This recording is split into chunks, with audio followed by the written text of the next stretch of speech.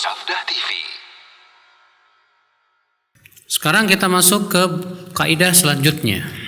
Al-Qaidatul Khamsun.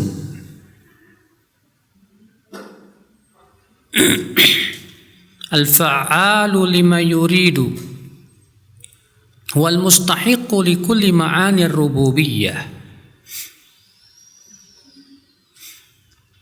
Al-fa'al artinya yang melakukan, lima yuridu apa yang dia inginkan, wal mustahiqu dialah yang berhak untuk mendapatkan semua makna-makna rububiyah.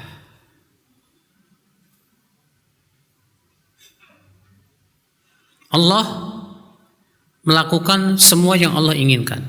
Yang Allah inginkan terjadi pasti terjadi. Yang Allah tidak inginkan terjadi tidak mungkin apa? Terjadi. Beda dengan manusia. Kalau manusia terkadang menginginkan sesuatu bisa tidak terjadi. Ibu misalnya berencana ingin minggu depan mau pergi ke Ancol. Pas minggu depannya nggak jadi, mungkin nggak Bu? Mungkin. Beda dengan Allah, kalau Allah menginginkan sesuatu dan keinginan Allah tidak lepas dari apa? Ilmunya Bu. Ilmu Allah sempurna tidak? Sempurna. Ya. Maka kalau Allah menginginkan sesuatu terjadi, pasti terjadi.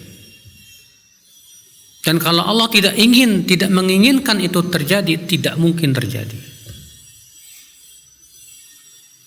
Berarti ibu-ibu sekalian, yang menginginkan sesuatu itu terjadi, pastilah pemilik semua rububiyah. Maka kata beliau, "Falladzi yastahiqqu an yakuna rabban huwa alladzi yaf'alu ma yuridu min ghairi akhdhi izmin min ahadin wala musyawarati ahadin."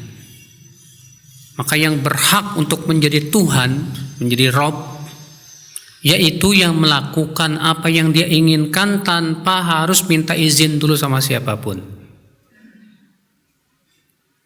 Kalau manusia tidak akan mungkin melakukan kecuali dengan seizin siapa? Allah.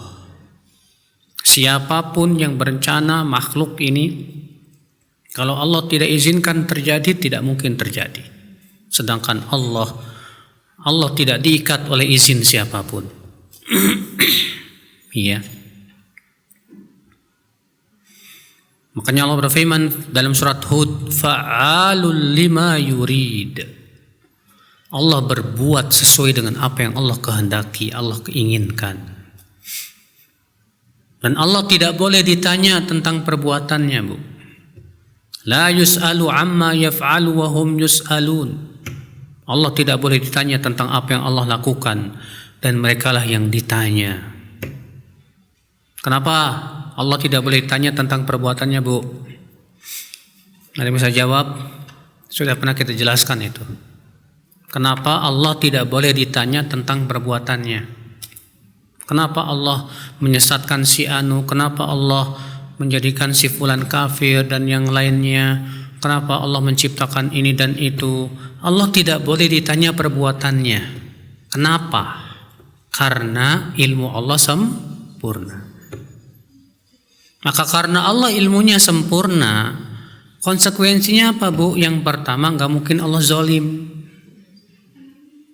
Yang kedua, pasti memiliki hikmah di baliknya.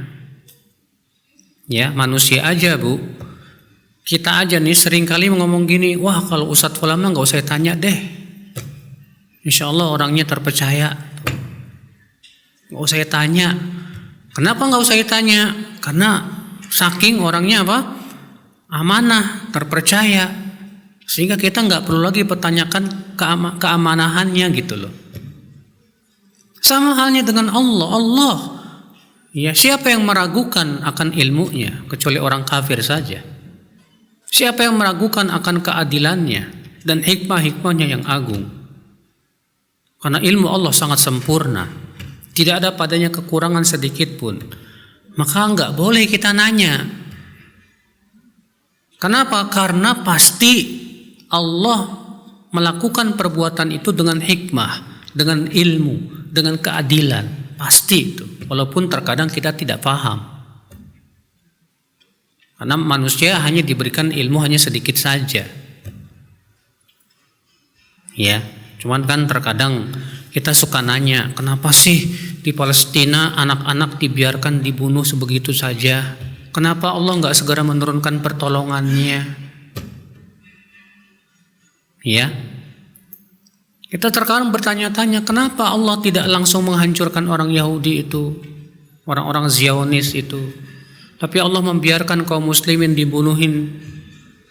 Ya, nah ini namanya mempertanyakan tentang perbuatan Allah. Terus gimana dong? Kita katakan Allah yang maha tahu. Allah yang maha tahu.